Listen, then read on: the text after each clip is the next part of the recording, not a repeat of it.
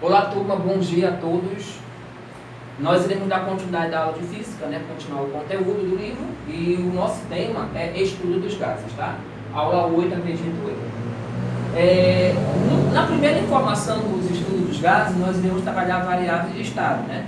Quem são essas variáveis de estado? Né? Costuma definir o estado de um gás como um conjunto de valores de pressão, volume, temperatura, massa, ok? De certas grandezas, tá bom? Então, pressão, volume, temperatura e massa são representadas variáveis do estado, né? Quando nós estamos trabalhando o estudo dos gases, tá? Então, a gente vai muito falar sobre pressão, sobre temperatura, sobre volume, sobre massa, ok? Então, essas variáveis de estado, né, ela vai representar esses valores aí, né, esse conjunto de valores, ok? Leis da transformação dos gases. Existem aí 3 leis de transformações. Qual é a primeira lei? A primeira lei é a lei de Boyle-Mariotti, tá bom? Um físico que contribuiu aí com uma lei de grande importância para o estudo da física. E essa lei de Boyle-Mariotti, ela é conhecida como transformação isotérmica. E o que essa transformação isotérmica nos afirma? Em uma transformação isotérmica, a pressão de uma dada massa de gás é inversamente proporcional ao volume ocupado pelo gás. Então, se é uma transformação isotérmica, significa o quê? Que o produto da pressão com o volume vai ser igual a uma constante, certo? Não se esqueçam disso. E como é que fica a representação gráfica, né, na transformação isotérmica? Na transformação isotérmica, pessoal, o gráfico ele é conhecido como hipérbole equilátera. Professor, o que é uma hipérbole equilátera? Quando vocês estiverem trabalhando geometria analítica no terceiro ano médio, vocês vão aprender com mais ênfase esse conteúdo de matemática, tá bom? Então, uma hipérbole equilátera é um gráfico desse formato, tá? E esse gráfico aqui, ele é chamado de isoterma. Então, o gráfico de uma transformação isotérmica é chamado de isoterma, ou seja, é uma hipérbole equilátera, tá bom? Na transformação isotérmica existe uma lei, né, uma igualdade, uma expressão matemática. E que lei matemática é essa? Na transformação isotérmica ele fala o seguinte, que a pressão 1 multiplicado pelo volume 1 é igual à pressão 2 multiplicado pelo volume 2. Na transformação isotérmica, a temperatura ela vai ser o quê? Constante, ok? Não se esqueçam dessa informação. Então, essa relação matemática aqui, eu só vou utilizar se for uma transformação isotérmica. Não se esqueçam disso. Qual é a segunda lei que nós temos? A lei de Charles, né? Essa lei ela é conhecida como transformação isocórica, isométrica ou isovolumétrica. Então pode vir com esses 3 nomes, tá bom? Na transformação na lei de Charles pode ser isocórica, isométrica ou isovolumétrica, tá bom? O que essa lei nos afirma? Em uma transformação isocórica, o volume constante, a pressão de uma determinada massa de gás, diretamente proporcional à sua temperatura absoluta. Ó, no caso ali, pessoal, na transformação isotérmica, a temperatura ela é constante. Já aqui na lei de Charles, que é a transformação isocórica, o volume que vai ser constante, ok? E a representação gráfica é assim, pessoal, é uma reta, ok? Crescente. Então, pressão sobre temperatura é igual constante. E qual é a lei que representa a transformação, no caso aqui, isocórica, isométrica? Essa daqui, ó. Pressão 1 sobre temperatura 1 é igual pressão 2 sobre temperatura 2, certo? Então, essa lei eu só vou utilizar se a transformação for isométrica, isovolumétrica, isocórica, tá bom? Terceira lei, lei de Gay-Lussac, não é gay, pessoal, é Gay-Lussac, tá bom? Essa lei de Gay-Lussac, ela é conhecida como transformação isobárica, tá bom? E o que diz essa transformação isobárica? Em uma transformação isobárica, o volume ocupado por uma dada massa gasosa é diretamente proporcional à sua temperatura. Professor, na transformação isotérmica, a temperatura é constante, né? Perfeito. Na transformação isométrica, o que é constante? O volume. Na transformação isobárica, o que é constante? A pressão, tá bom? Então, volume sobre temperatura é igual a constante. Ele é idêntico, né? Só que aqui é pressão sobre temperatura e aqui é volume sobre temperatura. E o gráfico é o mesmo, tá bom? Pessoal, a temperatura aqui tem que ser dado em Kelvin, tá bom? Se está em Celsius, tem que transformar em Kelvin, tá?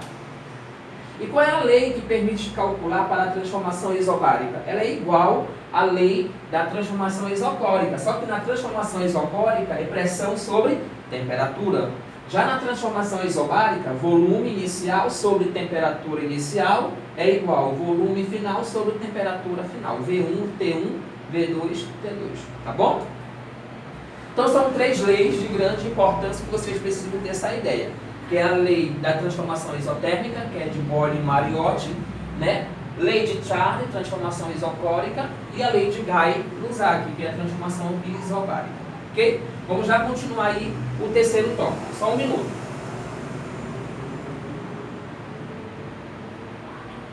Equação geral dos gases. Existe uma lei que permite envolver todas as variáveis de estado. E essa lei ela é representada como equação geral dos gases perfeito. Né? O que ele diz aqui? Diz que a pressão 1 vezes o volume 1 dividido pela temperatura 1 é igual a pressão 2 vezes o volume 2 sobre a temperatura 2. Né? Então, o estado inicial ele vai ser igual ao estado final de uma determinada massa gasosa. Okay? Onde P1, V1 e T1 é o estado inicial, P2, V2 e T2 é o estado final. Então essa lei aqui permite calcular quando eu tenho todas as informações, todas as variáveis presentes no problema, tá bom? Tranquilo aí? Vamos ver aqui a primeira aplicação. Um recipiente que resiste até a pressão 3 vezes 10 a quinta contém gás perfeito sob pressão de 1 vezes 10 a quinta PA, Pascal, que é uma unidade de pressão, tá bom? E temperatura de 27 graus Celsius. Desprezando a dilatação térmica do recipiente, calcule a temperatura máxima que o gás pode atingir. Então, pessoal, nesse tipo de problema, a primeira coisa que você vai analisar são os dados, né? Os dados no estado, vai ficar mais fácil, inicial, e aqui no estado final. Então, no estado inicial eu tenho P1, V1 e aqui P2, V2. Vou colocar aqui T1 e T2 para ver se eu tenho todas essas informações, tá bom? Então, vamos lá. Em um recipiente que resiste até a pressão de 3 vezes 10 a quinta Pascal.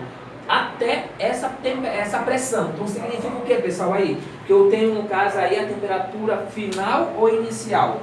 Até esse valor significa que é a pressão final, né? Então, 3 vezes 10 a quinta é o estado, no caso é a pressão final dessa massa. Contém gás perfeito sob pressão de 1 vezes 10 a quinta Pascal. Então, nesse caso aqui, ó, essa pressão aqui é inicial, né? 1 vezes 10 a quinta PA. E temperatura de 27 graus Celsius. Essa temperatura de 27 graus Celsius é referente a essa pressão, tá bom? De 1 vezes 10 a quinta. Então, aqui, ó, temperatura 27 graus Celsius. Desprezando a dilatação térmica do recipiente, calcule a temperatura máxima que o gás pode atingir. Então, ele quer saber a temperatura máxima. Nesse caso aqui, como ele deu pressão e temperatura, então o volume vai ser o quê? Constante. Ele vai ser o mesmo, tá bom? Vamos continuar já já. Agora, qual é a relação que eu vou usar? Se ele deu pressão 1, volume 1, pressão 2 e volume 2, eu vou utilizar a lei de Charles, que é a transformação isocórica, onde o volume é constante. Então, vamos substituir na formulazinha. P1 sobre T1 é igual a P2 sobre T2. Pessoal, não se esqueça de transformar isso aqui em Kelvin. Vou somar com 273, que vai dar 300 Kelvin, tá bom? Então, vou organizar aqui. Vou colocar um tracinho aqui para não ficar muito confuso para vocês. Então, a temperatura em Celsius sempre vai somar com 273. Agora vamos substituir. Quem é a pressão 1? 1 vezes 10 à quinta. Sobre. Quem é a temperatura 1? 300. Quem é a pressão 2? 3 vezes 10 à quinta. E a temperatura 2 eu não tenho. Aí vou multiplicar meio pelos extremos, vai ficar o que aqui? 1 vezes 10 à quinta T2 é igual. 300 vezes 3 vai dar quanto? 900 vezes 10 aqui. Aí a temperatura 2, esse aqui, pessoal, 10 à quinta, eu vou cancelar com 10 à quinta, vai sobrar quanto? 900 Kelvin. Depois que eu encontro a temperatura em Kelvin, eu tenho que transformar em Celsius, tá bom? Então, como é que eu transformo em Celsius? 900 é igual a 273 mais a temperatura que eu quero encontrar em Celsius, não é isso? Então, passa isso aqui para o outro lado. Então, a temperatura em Celsius vai dar 627. Então, a temperatura em Celsius, 627 graus Celsius. Professor, aquela formulazinha lá no caso da escala Fahrenheit, Celsius e Kelvin? Exatamente, tá bom? Certinho? Tranquilo, né? Então, toda vez que eu tiver a temperatura em Celsius, transforma em Kelvin, mas no final volta para Celsius, não se esqueçam disso, tá? Vamos já continuar aí.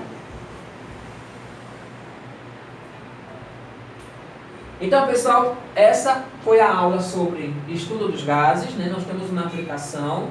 Tira os dados primeiro para poder verificar qual é a relação que vocês irão utilizar, tá bom? Não se esqueçam dessas informações, ok? Então, eu espero que vocês tenham entendido essa partezinha dos cálculos, da teoria, e até a próxima aula, se Deus quiser. Tchau, tchau!